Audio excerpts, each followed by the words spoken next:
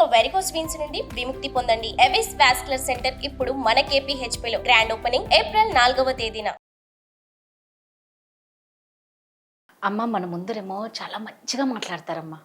ఇంకా మనకేమనిపిస్తుంది అంటే అబ్బా వాళ్ళతో ఎప్పుడు మనం అలాంటి మాటలు వినాలి, వాళ్ళు ఎప్పుడు మాట్లాడతారా, అదొక స్ట్రెంగ్త్ని ఇస్తుంది మనకి. కరెక్ట్. అస్సలైన విషయం వెనక్కి తిరిగి చూస్తే ఉంటుంది. గోతులు తవ్వి ఉంటారు పడండి ఇక్కడ. కరెక్టే మీరని. వెనక్కి తిరిగితే కానీ తెలీదు మన వీపు మన గోతు రెండూ తెలీదు. అంటే మనుషులు ఎలా ఉన్నారంటే ముందు ఒకలాగా వెనక ఒకలాగా మాట్లాడుతూ వాళ్ళని నిజంగా పబ్బం కడుపుకునే వాళ్ళు, అవసరానికి తీర్చుకునే వాళ్ళు, ఊసిరి వెళ్ళి రకరకాల పేర్లు పెట్టచ్చు కదమ్మా వీళ్ళకి. మరి అది అవసరం కదా, మీరే అన్నారు అవసరం అని. మరి అవసరం ఉన్నప్పుడు మరి ఏ నాటకాలన్నా ఆడతారు కదా. అవసరం నాకు ఇప్పుడు మీతో నాకు అవసరం, నాకు మీతో అవసరం. మనం లేని ఆస్కార్ అవార్డు వచ్చే లెవెల్లో నేను యాక్ట్ చేస్తా. ఎంతవరకు నా అవసరం మీతో తీరేంత వరకు. తీరిన తర్వాత నా ఒరిజినాలిటీ ఏంటో మీకు చూపిస్తా. అదే మనుషుల నైజం అంటది. సో మనం ఏంటంటే మనం కూడా చాలా జాగ్రత్తగా ఉండాలి. మనం ఎలా జాగ్రత్తగా ఉండాలి అంటే ఇంకంతే 2-3 సార్లు వాడు తీసిన గొయ్యిలో పడిన తర్వాత, దెబ్బలు తగిన తర్వాత ఒకసారి మళ్ళీ ఫస్ట్ ఎయిడ్ చేసుకున్న తర్వాత అబ్బో ఇంకా 2-3 ఉన్నాయేమో జాగ్రత్త అనుకోవాలి. అంతకంటే మనం చేసేది ఏమీ లేదు. సో ఇది మనుషుల లక్షణమే అంత అండి. అలా అని అందరూ ఉంటారని నేను కూడా ఉండొచ్చు, కొంతమంది మంచి వాళ్ళు కూడా ఉంటారు.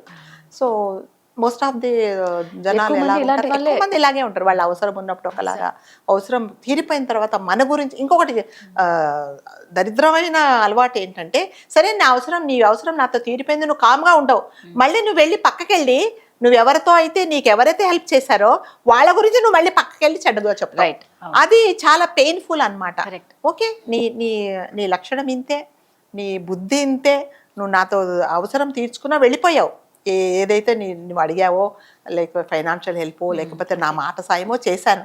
సో పక్కకెళ్ళి నువ్వు ఎవరైతే నీకు సహాయం చేశారో వాళ్ళ గురించి నువ్వు చెడ్డు చెప్తావు చూడండి, అది చాలా అసలు మనం భరించలేమన్నమాట. సో అది వాళ్ళు అలాగే చేస్తూ ఉంటారండి. సో మనం ఏం చేయాలంటే అలా తెలుసుకున్నప్పుడు ఎంతవరకు ఉండాలో వాళ్ళతో మనం అంతవరకే ఉండాలి. సో ఇలాంటివి ఎక్కడైనా ఆఫీసులలో కానీ ఎక్కడైనా జరుగుతుంటాయి, ఫ్రెండ్షిప్లో కానీ మన చుట్టాలలో కానీ జరుగుతూనే ఉంటాయి. అది క్వైట్ కామన్. సో అది మనం తెలుసుకున్నప్పుడు ఒకసారి కాబట్టి ఒకసారి అని తెలుస్తుందండి. ఒక 10 మందికి నువ్వు చెప్పినప్పుడు నాకు ఒక్కడన్నా వచ్చి చెప్పడా? ఖచ్చితంగా చెప్తాడు. ఏంటంటే మీరు అంత హెల్ప్ చేశారు, వీళ్ళేంటి మీ గురించి ఇలా మాట్లాడుతున్నాడు అని అనుకున్నప్పుడు, సరే ఒకడైతే పోనీ చెప్పాడు, 2-3 మీకు అదే చెప్తే మీకు కూడా ఒకటి వెలుగుతుంది అనమాట. ఏదో ఉన్నట్టుంది. So I have to maintain some distance. నేను డిస్టెన్స్ మెయింటైన్ చేస్తా. మీరు ఇంతకుముందు నాతో ఉన్నట్టు నేను మీతో ఇంతకుముందు ఉన్నట్టు నేను ఉండను. ఎందుకంటే నీ నిజమేంటో, నీ నిజస్వరూపం ఏంటో, నీ రియాలిటీ ఏంటో నాకు తెలిసిపోయింది. సో నేను కూడా ఒక హద్దు అనేది గీసుకుంటా. నాది ఇంతే, నీకు ఇంతే కదా, బాగున్నావా తర్వాత నేను ఇంకొక మాట మాట్లాడి నేను అడగను. నేను ఇప్పుడు మళ్ళీ నేను చెప్పాను అనుకోండి, మళ్ళీ నువ్వు దానికి అన్ని మంచి కలర్స్, ఇష్టమైన కలర్స్ అన్ని వేస్తావు కదా. ఎన్ని కలర్స్ ఉంటాయి అన్ని కలర్స్ వేస్తావు, లేని కలర్స్ మళ్ళీ క్రియేట్ చేస్తావు. అందుకని నేను నా లిమిట్స్ నేను మెయింటైన్ చేస్తాను. సో ఎప్పుడైనా సరే అలాంటి వాళ్ళతో మనం కూడా మన పర్సనల్ విషయాలు పంచుకోకుండా మన లిమిట్స్ ఏంటో మనము గిరిగీసుకొని ఉండటమే చాలా మంచిది. సో మన మంచిని కోరుతున్నట్టే మనతో చాలా ఉంటూనే, సో మనము ఎలా మాట్లాడతారంటే ఇంక అస్సలు మొత్తం మన కోసం వాడు పుట్టాడా అన్నట్టు బిహేవ్ చేస్తే మనమేమనుకుంటామంటే, సరే పాపమే ఇంత బాగున్నాడు కదా, సరే మన కష్ట సుఖాలు ఏదో చెప్పుకుందాం, కాస్త కనీసం ఓదార్పన వస్తుంది అనేది. అంటే ఎప్పటికైనా మనుషుల లక్షణం అండి, మనకు ఒక బాధ ఉన్నప్పుడు ఒకరికి చెప్పుకుంటే ఎవరైనా కొంచెం మనను పర్వాలేదులే ఏం కాదు అంటే మనకు ఒక ధైర్యం.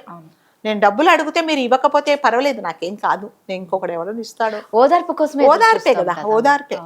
సో నాకు ఏదన్నా నాకు ఒక ధైర్యం అనమాట. ఆ మాట నాకు వస్తుందేమో అని నేను చెప్పితే దానికి చెప్పి సరే ఏం కాదని చెప్పేసి వాడు వెంటనే తొందరగా డిస్పోజ్ అయిపోవాలి. ఎందుకంటే పక్కకి వెళ్ళి చెప్పేవాళ్ళ వాడికి లోపల 2-3 కవులు వస్తుంటారనమాట, చెప్పే అని.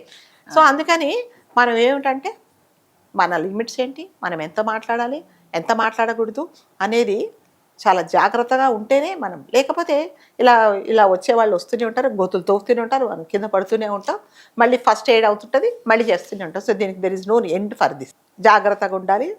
సో నీ పరిధి ఇంతే, నా పరిధి ఇంతే అనేది మళ్ళీ మళ్ళీ చెప్పాలి. ఒకసారి వాడు అంటాడు అదేంటి ఇంతకుముందులాగా నువ్వు లేవు, అవును నేను తెలుసుకున్నానని చెప్పాలి. ఇంతకుముందు ఉన్నాను, కరెక్ట్. ఇప్పుడు నేను తెలుసుకున్నాను మనుషులు ఏంటో, అందుకని ఎంత ఉంటే అంత మంచిది అనుకోవాలి. అమ్మ ఇప్పుడు మామూలుగా మీరు అన్నారు ఇందాక ఒక మాట, తెలుసుకుంటే మంచిదని. కొందరు ఓపెన్ అవ్వరు, వాడు చేశాడు కదా అని సైలెంట్గా వెళ్ళడం కన్నా, అంటే వాడి తప్పు వాడికి తెలియజేయడం బెటర్ కదా, ఇంకోసారి రిపీట్ అవ్వకుండా ఏమన్నా జాగ్రత్త. వాడు ఒప్పుకుంటానా? నేను ఒప్పుకోను. ఇప్పుడు ఒక దొంగను పట్టుకొని పోలీస్ స్టేషన్లో నువ్వు దొంగ అంటే, అవును సార్ నేను దొంగ అన్నాడు, వాళ్ళు చేయాల్సిన ట్రీట్మెంట్ ఇచ్చేస్తే మర్యాదలను జరిగిన తర్వాత వాడు ఒప్పుకుంటాడు. ఇప్పుడు నేను చెప్పాను, నేను ఒప్పుకోను కదా. నేను ఎప్పుడు చెప్పాను, నీకు ఎవరో చెప్పారు, నేనంటే నువ్వంటే గిట్టని వాడు చెప్పారు, వాదిస్తారు. మరి వాదించినప్పుడు నేనే అవును నిజంగా నేనే అనవసరంగా పాపం నా గురించి ఏం చెప్పలేదు, నేనెందుకు ఇట్లాంటి వాడిని పోగొట్టుకుంటున్నాను అనుకోని మరి నేను కూడా కొంచెం తగ్గిపోతారు అనమాట. ఎప్పుడు తప్పు చేసిన వాళ్ళు ఒప్పుకోరు. అలా ఒప్పుకున్నారంటే వాళ్ళు చాలా సిన్సియర్ అని. ఏదో పొరపాటున అవునా నిజంగా నేను ఏదో అన్నట్టున్నాను, నువ్వేదో అన్నావు, నేను ఏదో మాటల సందర్భంలో వాళ్ళు అడిగితే నేను చెప్పాను, అవును కరెక్టే, నాది తప్పే, నేను ఒప్పుకుంటే ఐఎమ్ వెరీ సిన్సియర్. కానీ అలా ఎవరు ఉండి ఒప్పుకుంటారు? ఎవరైనా ఒప్పుకోరు. అలా ఒప్పుకుంటే మాత్రం నిజంగానే మనం కూడా వాళ్ళతో, సో వీళ్ళు ఏదో కావాలని మన మీద ఏదో దుష్ప్రచారం చేయలేదు, మన ఏదో ఒక మాటల సందర్భంలో చెప్పిండొచ్చు అనేది మనం కూడా తెలుసుకోవచ్చు. లేదా ఇక్కడ నిజంగా చెప్పాడంటే వాడు ఫేక్ చేస్తాడు అనమాట. నేను ఎప్పుడు చెప్పాను, నీకు కావాలంటే కనుక్కో, అది చేసుకో, ఇది చేసుకొని హడావుడి చేస్తాడు. ఆ హడావుడి మనం భరించలేక ఏమన్నా బాబు నేనే ఏమైనా తప్పుగా విన్నానేమో, నీకు మనం సర్దిద్దుకోవాలి. అందుకని ఎప్పుడైనా సరే ఒకవేళ మనం తెలిసినా కూడా మనం మెయింటైన్ చేస్తే నీకు ఎదుటోటికి తెలియాలన్నమాట. ఇదేంటి ఇంతకుముందు లాగా లేదే, ఈవిడే ఏదో తేడా వచ్చింది, నేను ఏదో అన్నమాట ఎవరో చెప్పినట్టున్నారు వీడికని వాడు తెలుసుకుంటాడు. ఒకసారి, రెండుసార్లు, మూడోసారి కంపల్సరీగా తెలుసుకుంటాడు. తెలుసుకున్నప్పుడు వాడు కూడా కొంచెం వాడి హద్దులలో వాడు ఉంటాడు.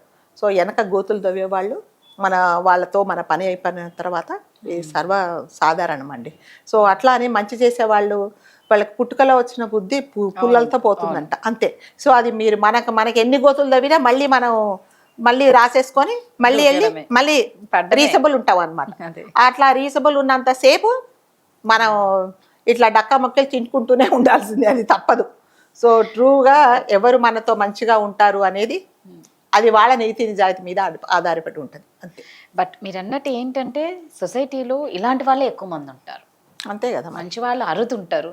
సో మంచి వాళ్ళని మిస్ చేసుకోకుండా ఉండడం బెటర్, ఇలాంటి వాళ్ళతో ఉండడం కన్నా వాళ్ళని మిస్ చేసుకోకుండా ఉండడం better. Super, thank you. Suman టీవీలో మీ పర్సనల్ అండ్ బిజినెస్ ప్రమోషన్స్ కోసం కింది నెంబర్కి కాంటాక్ట్ చేయండి.